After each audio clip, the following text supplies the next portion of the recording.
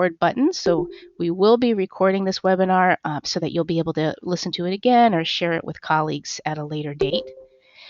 I do have all of the participants on mute. We have about 140 people signed up for the webinar today, with over 80 online right now. And just with that number of people, I think it's important to keep everyone muted, so we're minimizing that background noise and making sure that everyone can hear okay. In terms of questions, once again, just because of the number of people on the call, we won't be taking questions over the telephone today. However, as we progress through the webinar, at any point in time that a question occurs to you, please feel free to go ahead and type it into that questions pane. Again, depending on what version of the program you're using, it might be called a chat box, it might be called a question pane, but it should be over there on the right side of your screen.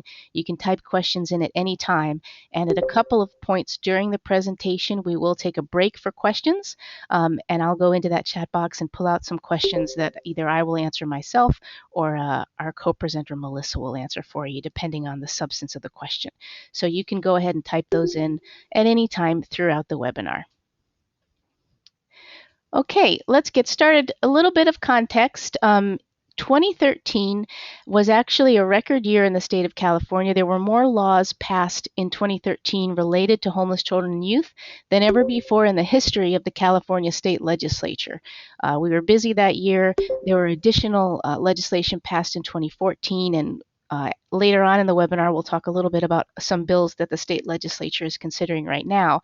But just some overall context, a couple of bills that you may or may not have heard of that passed in 2014 in the state.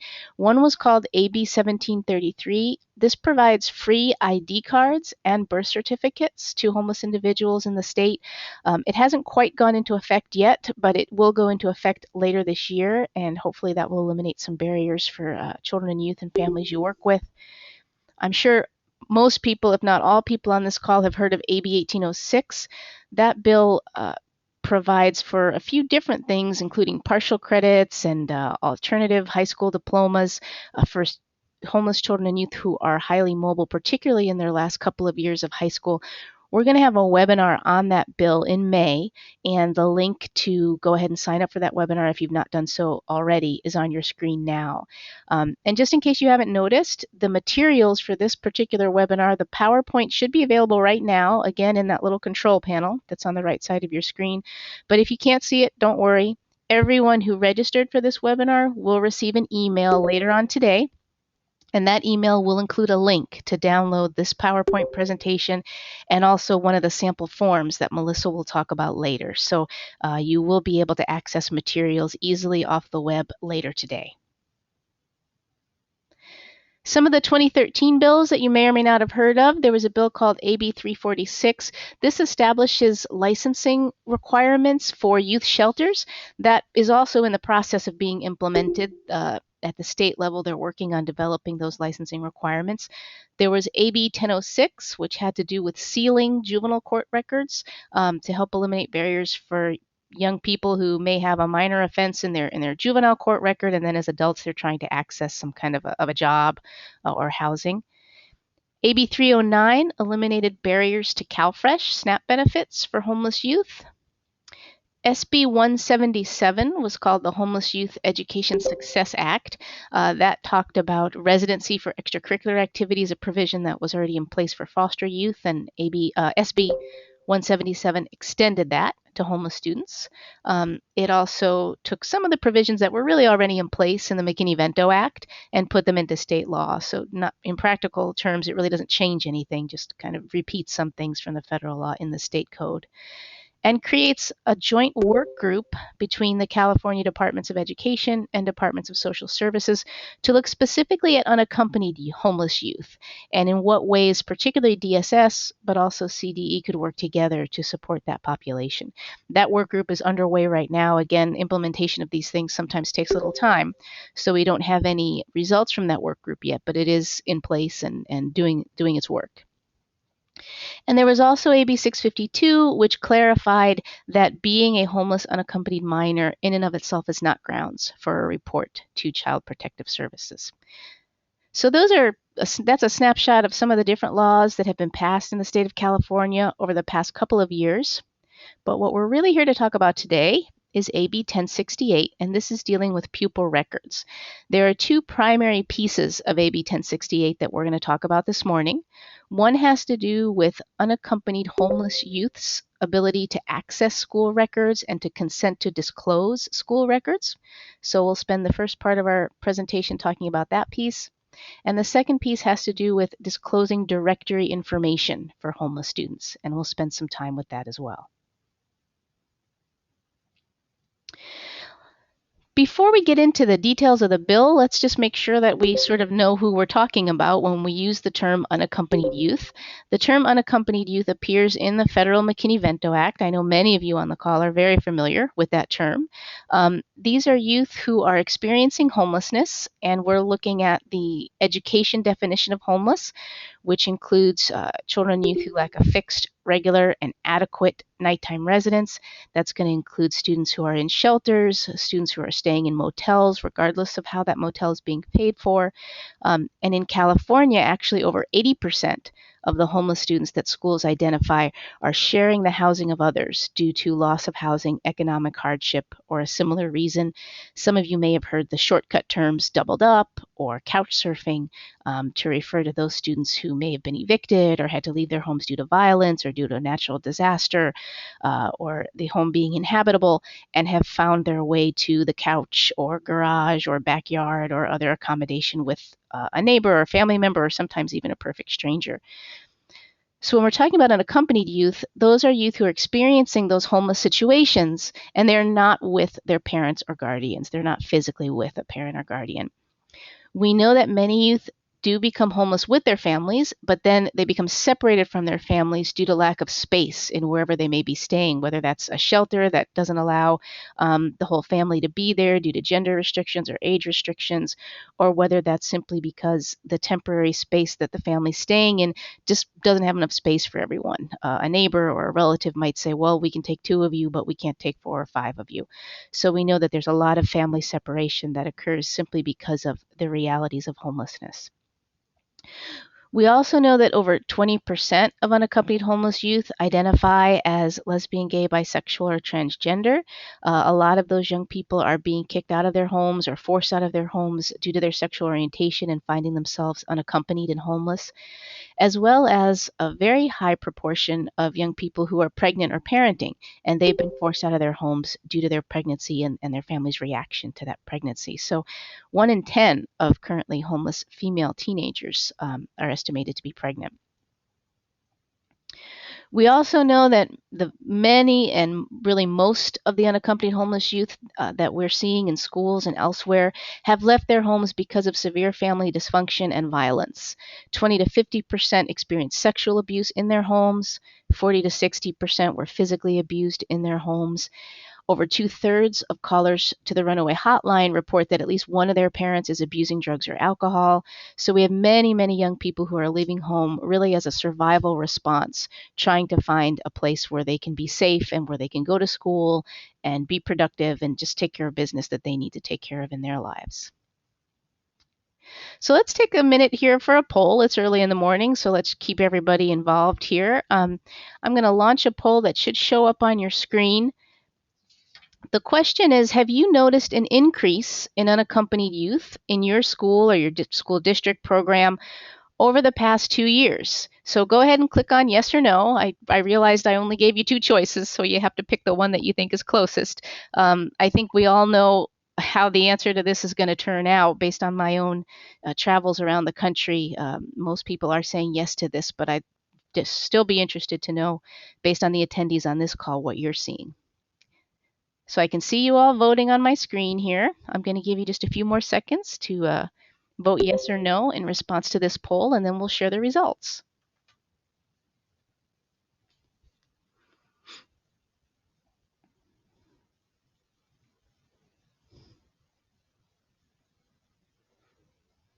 Okay, it looks like most people have voted. One last opportunity here to put your final vote in, and I'm going to close the poll. Okay. So let me share this with you. Not surprising, 81% of you said yes, you have been noticing an increase in unaccompanied youth in your area over the past 2 years. This is absolutely in line with what we're seeing nationally, and really not only over the past 2 years, but probably I would say over the past 6 to 7 years since the recession.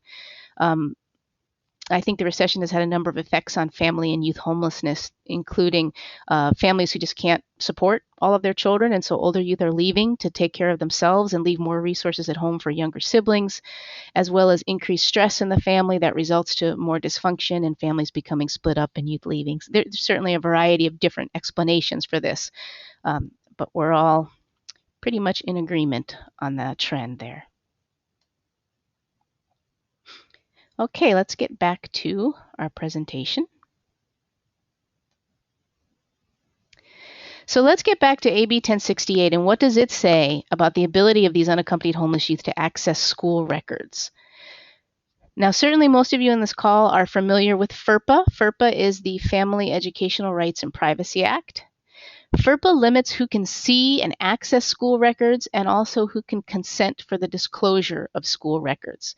And what FERPA says is two things. For students who are under 18, parents can access records and consent to disclose school records. However, FERPA has its own unique definition of the term parent, and that term includes the individuals that you see here under that first bullet. It includes biological or adoptive parents, it includes guardians, and it also includes an individual who is acting as a parent in the absence of a parent or guardian. All of those individuals are considered to be parents under FERPA's definition of parent. In addition, once a student turns 18, all of FERPA rights transfer to that student. So for your students who are 18 or older, they now control who can see their records, they control the disclosure, and they control the access to the records. So this begs the question of what about an unaccompanied youth who's under 18? So that youth does not have these rights to herself. And then there also might not be anyone who meets the definition of parent who's really involved in that student's life. Now, sometimes people think, well, the student's going to school and the teachers and the school is accessing the records, so really who else needs to see them? But what we often see is that we have unaccompanied homeless youth who have the opportunity to receive services and assistance in the community, but those community agencies really need access to school records. There may be public benefits issues, tutoring and mentoring programs might want to be able to see what the student's struggling with in school, social services agencies. Certainly myself as an attorney, if I'm representing a student, whether it's an educational matter or a public benefits matter or an immigration matter or a family law matter, those school records are going to be very useful to me in preparing my case on behalf of that student. There might be health issues. So there's a lot of reasons why unaccompanied homeless youth may need to disclose their school records to agencies outside of the school. And how will they be able to do that if they're under 18 and don't have a parent involved?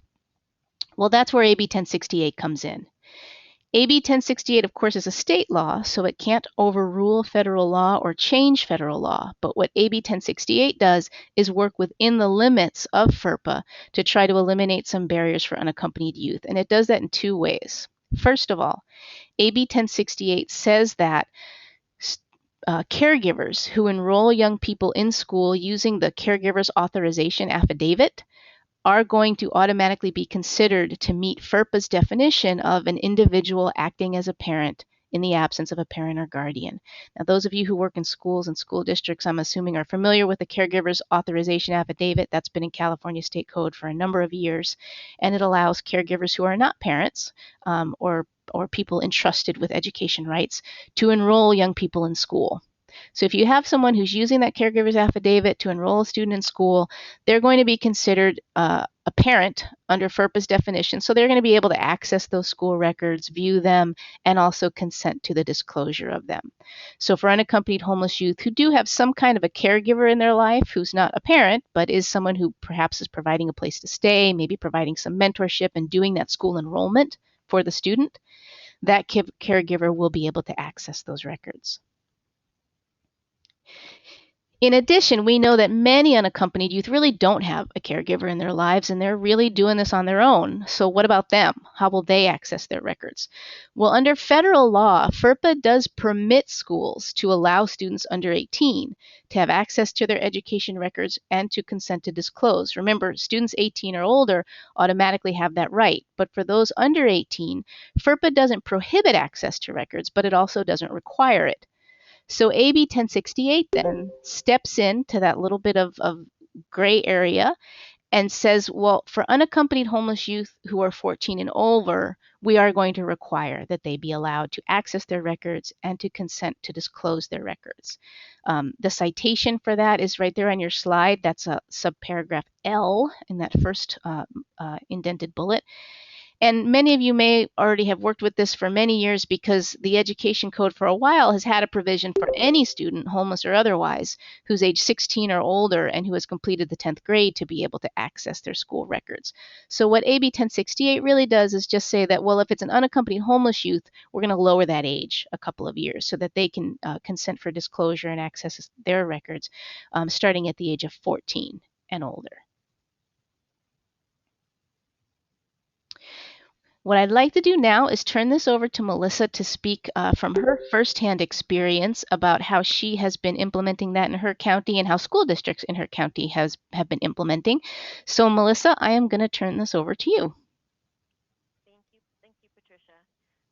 Just to like remind people, and when we talk and do trainings, we remind the school administration, et cetera, that the law doesn't take away that legal parent's right to access the school records, and the parents continue to hold those primary rights. For implementation of this, we definitely suggest that that the liaisons in each district or counselors who are working with our unaccompanied youth or their parents or caregivers, we want them to know, like, if deciding if they want to release the records and to whom. But the decision, if they're an unaccompanied youth, that really goes down to the student, even if there is a caregiver involved. If it's, it is the student's right, if they're an unaccompanied youth, to make those decisions. And the student really may need assistance to understand what is the content of the records and how it is disclosed and why. So all of FERPA's exceptions to the consent remain in effect. So when it talks about transfers, financial aid, or legitimate educational interest, etc. I'm going to go on to the next slide. Patricia, can you move it? Thank you. Okay, so just to remind you, because I had to relook at this too, with a caregiver affidavit, when you initially see the caregiver affidavit, can you hear me? Because my phone disconnected part of it. It's okay, Melissa. We still got you. Thank you. When you see the okay, got you. Thank you. Sorry. So the caregiver affidavit may be a qualified relative, and so you're talking about the spouse, the parent, step-parent, brothers, sisters, stepsisters, etc. Something that would be as a connected as a relative or a grandparent, etc. I've had a lot of questions about if the caregiver is not a person of one of these, they can't use it. And I always tell the district, no, they could still use it. And you're looking at questions 1 through 4, and it talks about if the parent, on the back of the part of the law talks about if the person who's utilizing the caregiver affidavit is not a relative, then they may have to become a licensed foster parent. But it really, and they refer back to the local Department of Social Services. However, if you're, we have a lot of questions about that, and can that person really consent to a lot of things or work with the child? And the reality is that it depends on your county. So if the county is going to require you to change into those services or become a foster parent, that really depends on your county that you're in. For LA County, that they do not require this. So that means that the person who is enrolling that student on the caregiver affidavit will have access to those student records. And then again, you need to check back to your local county requirements. I'm going to turn it back over to you, Patricia. Thank you, Melissa, and I apologize for jumping around on those slides. I'm still, I guess, getting used to advancing slides on my computer here, but thank you very much. So we have a couple of questions that have come in here in the question pane. Please go ahead and continue to type questions in if you have them. The two questions that have come in are really great, and I think I can address them. There was one question asking, if a parent is continuing to claim the child as a tax dependent on their income tax forms, even if that student may be 19, 20, 21, but the parent continues to claim the student as a dependent on income taxes, how does that affect FERPA rights? And the answer to that is that the two issues are really completely different. Parents, will be able to claim their children as dependents on their income taxes for many years, depending on the particular situation of that family. And FERPA rights are not at all related to whether a student's filing their own taxes or their parents are claiming them. Students who turn 18 get their FERPA rights transferred to them automatically, regardless of those kinds of other arrangements or relationships with their parents. Certainly, an 18-year-old can consent to allow their parents to continue accessing records. There's no restriction to that. If a 20-year-old student says, "Oh no, it's fine, my parents can access my records," then the parent will have free access to that. But that decision and that control over access belongs to the youth once that youth turns 18 and certainly beyond 18. The other question has to do with financial aid for college and how that caregiver affidavit might affect financial aid. So many of you on the phone probably are aware that unaccompanied homeless youth qualify as independent students on the FAFSA. That means they can complete that free application for federal student aid completely on their own without providing a parental signature or parental income information, as long as they have a determination of their homelessness, for example, from a school district homeless liaison or a few other folks who are empowered to do that.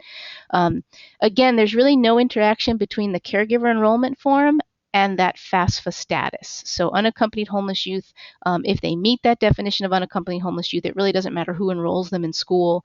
They can still complete the FAFSA on their own, and they will not need to claim the caregiver's income on the FAFSA just due to the fact that the caregiver signed that enrollment form. And if you have other additional questions about financial aid, I would definitely encourage you to check our website, NAEHCY.org.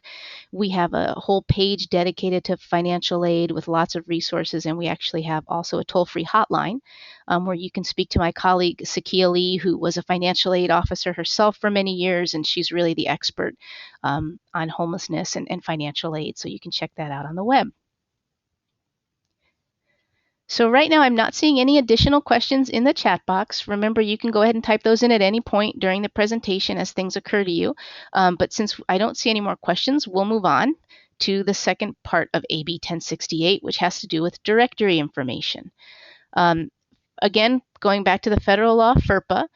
FERPA allows what they define as directory information to be released to anyone without any consent, whether that be consent of a parent, student, or otherwise.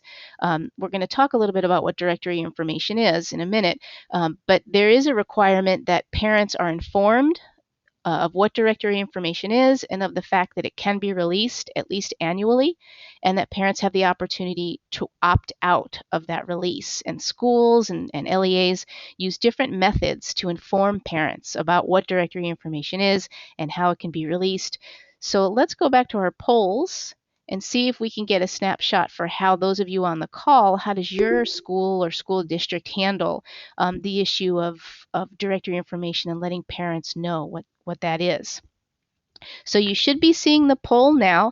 The question is, how does your school or local educational agency inform parents of what directory information is and how to opt out of disclosure? On this particular poll, you can actually answer more than one. So if your school district does multiple methods, you can go ahead and click on 2 or 3. And we'll give you some time to look over those responses and answer.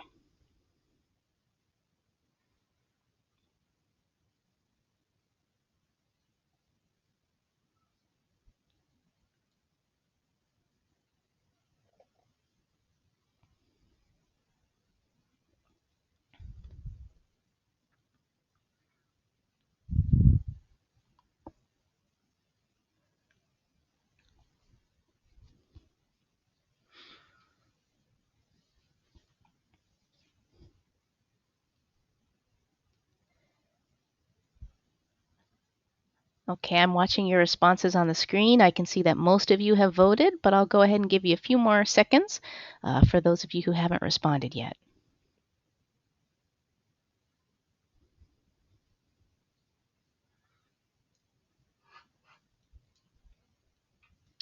Okay, go ahead and put in your final answers. I'm about to close the poll.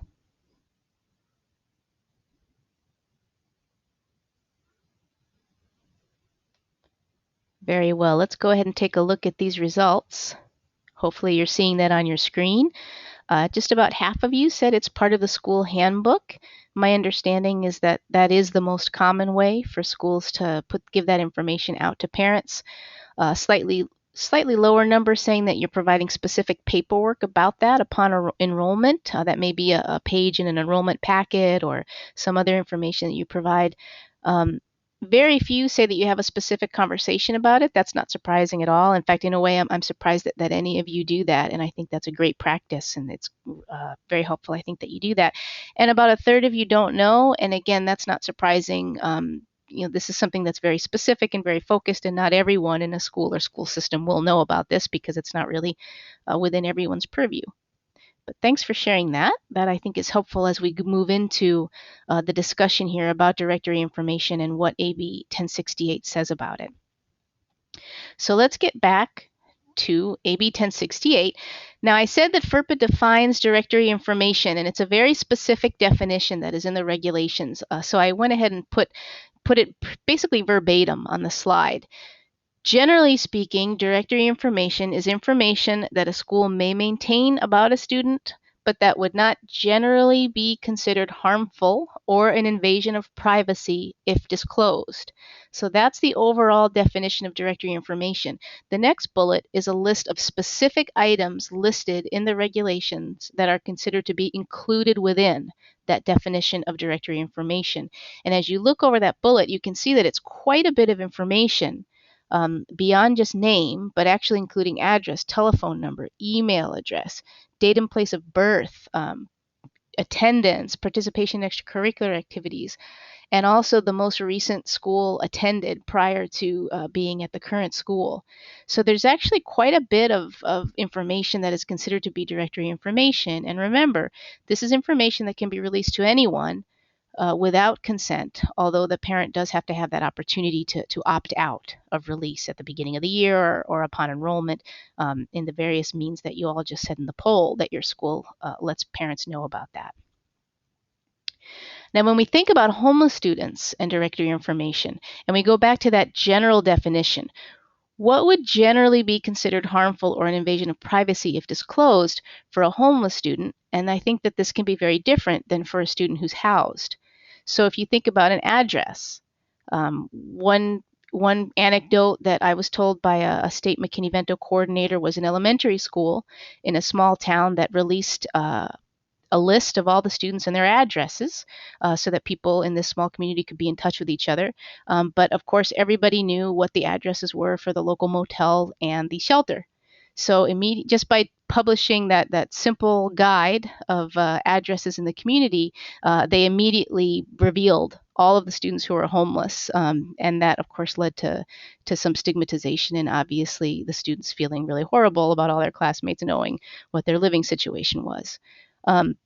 If you think about students who are fleeing violence, domestic violence, violence at home, trafficking victims who are worried about their traffickers finding out where they may be, and you think about photographs and addresses and phone numbers and the most recent school attended, that absolutely, I think, could be harmful if disclosed.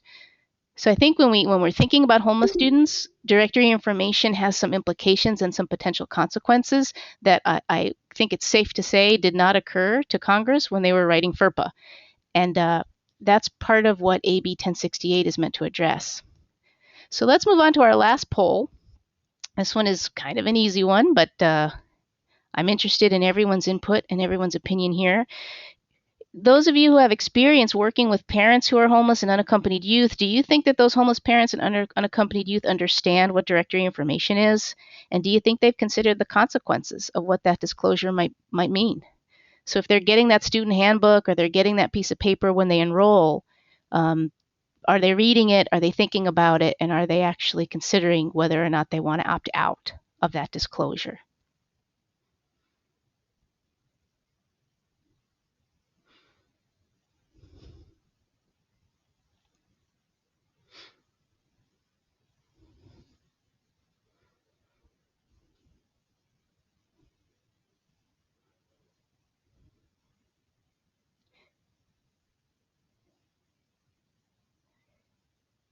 I can see on my screen here that most of you have voted, but I'll go ahead and give you just a couple more seconds for any last minute voters to go ahead and respond to the poll.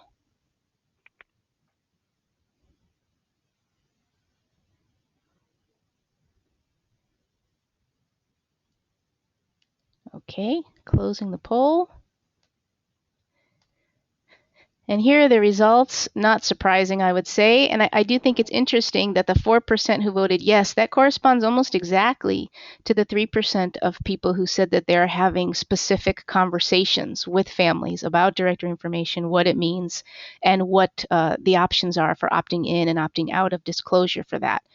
So that I think is a pretty interesting correspondence there between the yeses and the nos. But obviously, for most of us, homeless parents and unaccompanied youth are dealing with a lot of issues. McKinney-Vento liaisons and school counselors and teachers are dealing with a lot of issues. And this very tiny, discrete issue of directory information is not likely to get a lot of attention from any of us in the context of all of our work and everything that we're doing on a daily basis. And that's kind of where AB 1068 is meant to enter into the picture.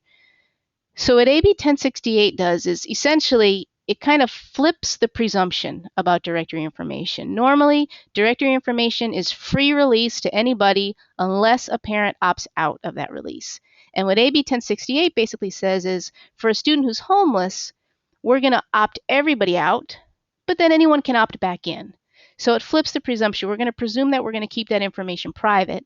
But at any time, any parent or youth can go ahead and opt in and say, no, actually, we're fine with that. You can release our directory information to everyone. So it's turning that presumption on its head.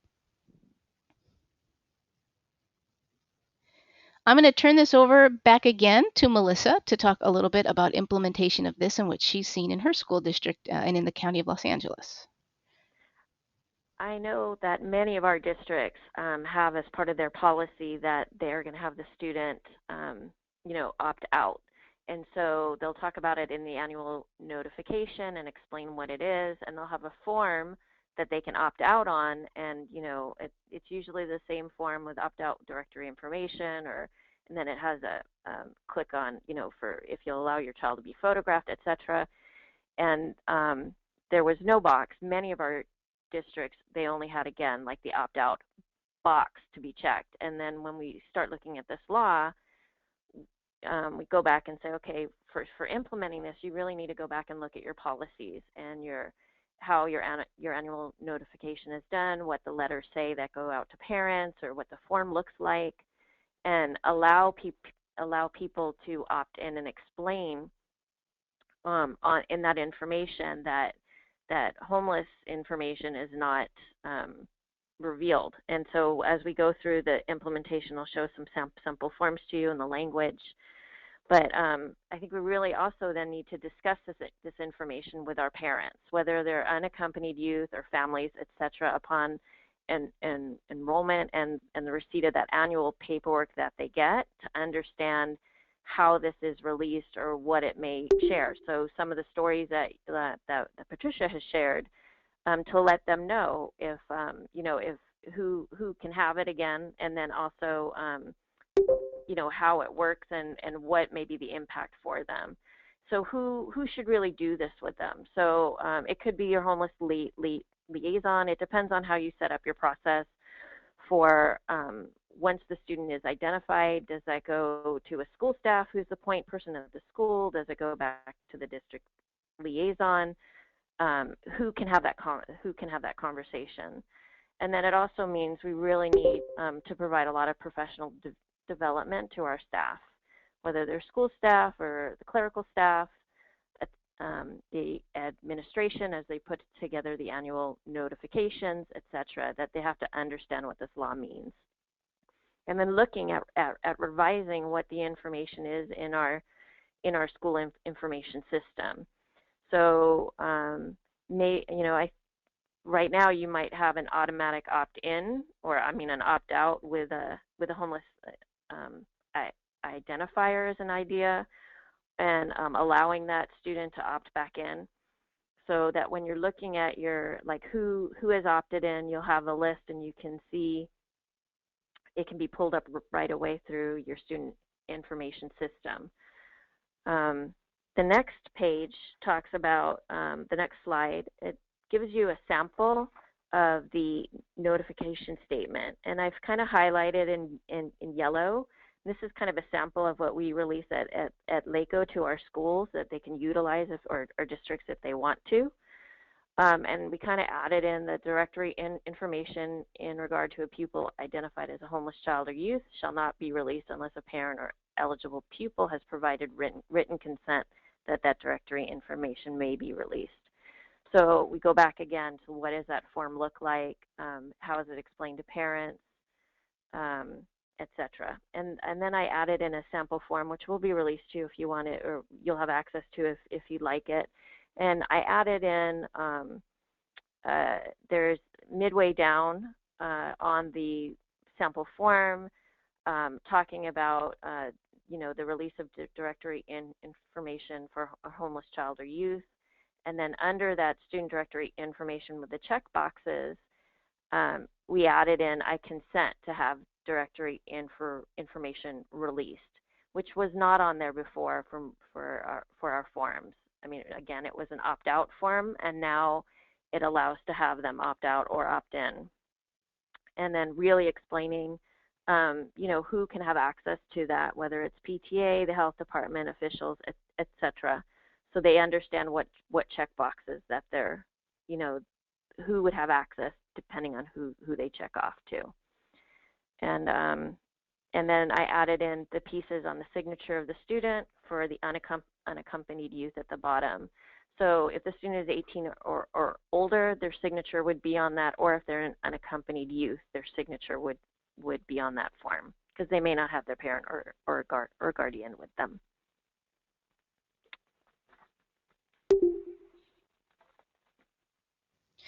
Thanks, Melissa. That's great. I really love that form and how you've just basically taken the form that was already in place and just added, a couple of lines to it. I think that helps it be a little bit less confusing for people who have been used to using that form probably for a number of years. Thank you. So just a couple of other points here on homeless students and directory information. Regardless of AB 1068 and regardless of California state law, under the federal law, even though addresses are considered part of directory information, that example that I gave about the address guide going out to the school, schools should be treating addresses of homeless students as something that is not directory information, simply because of the connection between the address and that student's homeless status. And of course, homelessness is not directory information. That is a protected piece of a student's educational record. And so any piece of directory information that, basically you can look at it and you pretty much figure out that that means the student is homeless, that really falls into the same kind of privacy protections as, for example, testing that's done when the sample group is too small. So smaller school districts, for example, don't have to publicize information about test scores if that sample group is under 5 or whatever it is, under the federal regulations, because it would be kind of obvious and kind of easy to figure out who we're talking about. It's the same thing with addresses for homeless students, since the address in essence is revealing something that is private and that is not directory information. Then the address itself should not be treated as directory information. So again, just regardless of AB 1068, just so that hopefully folks know this, and this is not shocking news, but every now and then we still do get reports of a school, calling a landlord or calling a housing agency and saying, hey, we've got this student who's living there. Is that okay with you? And those kinds of calls really are a violation of FERPA, because it's taking the student's homeless status by virtue of that address and revealing it to folks outside of the people within the school who are able to have access to that information legally. So I just wanted to clarify that. I didn't want to leave you with any misconception there. And of course, in addition to violating FERPA, we're looking at potential stigmatization, and other violations of the McKinney-Vento Act. So we've got potentially 2 different federal law violations happening there. So just wanted to kind of make sure that I wasn't leaving anyone with a wrong impression about that piece of the federal law. And with that, we are able to take some questions. So please do feel free to go ahead, type any questions into the question pane. I do see one in there right now about the caregiver affidavit and access to records, and whether or not that includes special education records and allowing the caregiver to sign the IEP.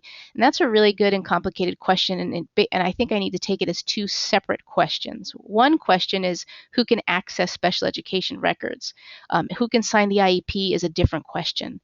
So in terms of access to records, FERPA and also AB 1068 together, that those 2 laws do determine who can access special education records. Special education records are considered to be part of the overall student education records.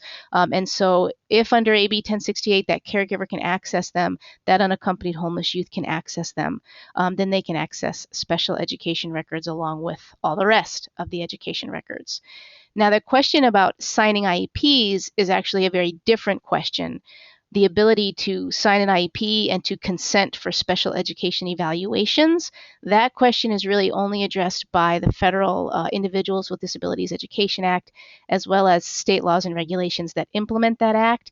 And it's pretty specific about who can sign an IEP. That gets complicated and probably a little bit too much to go into right now. Because IDEA has its own definition of parent that is a little bit different than FERPA's definition of parent. And it also really pretty carefully limits who can become a surrogate parent, and also in what case students can sign their IEPs. And students essentially, if they're under 18, really can never sign an IEP, essentially. So without getting too deeply into that and confusing everyone, what I would suggest is, I'll type this into the chat box so you all can see it, but if you're familiar with the National Center for Homeless Education, NAEHCY has worked with them together on a series of briefs about how special education laws interact with the McKinney-Vento Act and homeless students. And we have some very specific answers to the questions about who can sign an IEP for a student who's homeless and for an unaccompanied homeless youth. So if you go to the website of the National Center for Homeless Education, they have issue briefs, and you can actually search them by topic. So if you search by special education, you'll find all the information you need on that. Let's see, we did have another question come in to our chat box there. Do we have to have an 18-year-old sign something to allow their parents access to their records? And I've heard of many different practices in responding to this question, but I'm going to respond to it legally as a lawyer, and my answer is yes. FERPA is very clear that when a student turns 18, all FERPA rights transfer to that student, and they're considered at that time to be what's called an eligible pupil or an eligible student. So technically, that 18-year-old does control their records. Now, it depends on the situation. You'll probably have many situations where you've been working with that family for years, and you know that 18-year-old is not going to create any problems to their parents accessing their records. But legally speaking, my suggestion would be that yes, 18-year-olds should sign to allow their parents to access the records, or not. It's their decision. If they don't want their parents to access the records, then their parents do not get that access. And there's a question about whether there's a sample form available. I actually don't have a sample form. Melissa, have you ever seen a sample form for 18-year-olds to sign a consent so that their parents can see their records? I have not. I have not seen a form like that, although I could definitely look for one. Okay. And see if I can find one for you, but I haven't seen one. That'd be great. And I suspect, I wouldn't be surprised if this is just not something that's done typically. Again, I don't know what the practice is. I can just answer sort of from my perspective. If I were a school district's attorney, I'd probably want that on file somewhere, but that it may just be that that's not the case very often. There was also a question that came in just logistically about the materials for this. As I said at the outset, you will get an email later on today that will have a link that link will take you to this PowerPoint presentation where you can download it. And you'll also be able to download that sample form, that sample directory information form that Melissa shared with you. She was nice enough to allow me to put that up on the web so that folks can just download that and take a look at it. So that will be available. I don't think we do have a sample form for the caregiver affidavit. The caregiver affidavit. I go ahead, actually Melissa. have one. Oh, great. I can load it up if you're. I can send it to you if you're interested. Oh, that would be wonderful, Melissa. If you send it to me, I can load it up on the site so that when people get that email later today, they'll be able to access that one too. No problem. Wonderful. Thank you so much. That's great. And Linda, I see Linda Williams responded here and said that her high school may have a form for 18-year-olds to sign to give parents access. And again, Linda, if you're able to get a hold of that form and send it to me, I can put that up on our materials webpage as well. I'm not sure if you're able to access that, but if you can and you can get it to me, I'll be more than happy to share it with everyone. So I don't see any more questions at this time. So in terms of logistics, I want to let you know that when I close out this webinar in just a couple of minutes, you'll get a quick evaluation to pop up. And if you're able to complete that evaluation, we'd appreciate it. I already mentioned the follow-up email. You may want to, if you use Facebook, if you like NAEHCY on Facebook, it's a good way to just get updates on what's going on, updates on California legislation, updates on federal legislation, and different tools and technical assistance that we have available. We always put our late breaking news out there on Facebook so you can see it. Here's contact information for myself, for Melissa. And I actually forgot to mention earlier, an oversight on my part, I should have mentioned, most of you I'm sure are aware that Leanne Wheeler is your state McKinney-Vento coordinator at the California Department of Education. She's your go-to person for really any implementation or even legal questions that you have about serving homeless children and youth in the state of California. So you've got Leanne's email there and her phone number. She has a listserv that she maintains where she can get you information. So I apologize for not mentioning her earlier, but you've got her contact information there, and don't hesitate to contact any of us with any questions or issues that you might have. Resources, I mentioned the National Center for Homeless Education. NAEHCY actually has a publication that we put together that's specifically about how FERPA works with students who are homeless. It talks about directory information, unaccompanied homeless youth, domestic violence. So that might be a great tool if you're interested in that. And there's some tools from the National Center for Homeless Education there as well that you can take a look at. Those are all available for free online. You can download those with no cost and no limit. And we've got some references for some of the data that I provided about homeless children and youth generally. I think the only other thing that I wanted to mention is that we are offering a webinar on March 26th that is going to talk about bills that are going through the state legislature right now.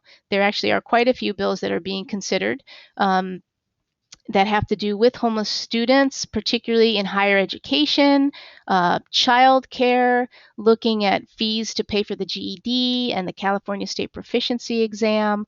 So I wanted to let folks know that that webinar will be coming up next week on March 26th. And if you will pardon my my screen here, I am going to try to see if I can put that up in the chat box for you. Just take me 1 second to open it up on my computer. If you have any other last questions, we still have about maybe 2 more minutes. You can add them into the chat box and we will take any remaining questions that we still have here.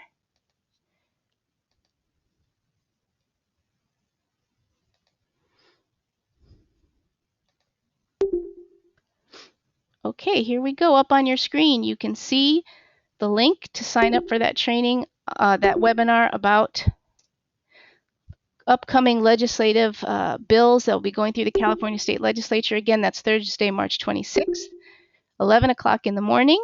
and you can see the link there, and I also just put it into the chat box there. You should be able to just click on it or cut and paste that and put it into your web browser, and you can go ahead and sign up for that training if you're interested in having some information about what the state's considering right now. We'd love to have feedback from you on the bills that are being considered. There's certainly time for those to be amended and to be adjusted, and as well as your support. If you support any of the bills and you want to let your members of the state legislature know, that's obviously extremely helpful in getting those bills to become the law of the state. So with that, I want to thank Melissa very, very much for helping us out today. Your contributions were so great. And as always, thank you for your participation. And we look forward to seeing you or hearing you again on our next webinar next week, and also our webinar in May about ensuring and promoting high school graduation for students who are homeless. So thank you very, very much. I'll go ahead and leave that chat box open for a few minutes in case people want to access that link. Thank you.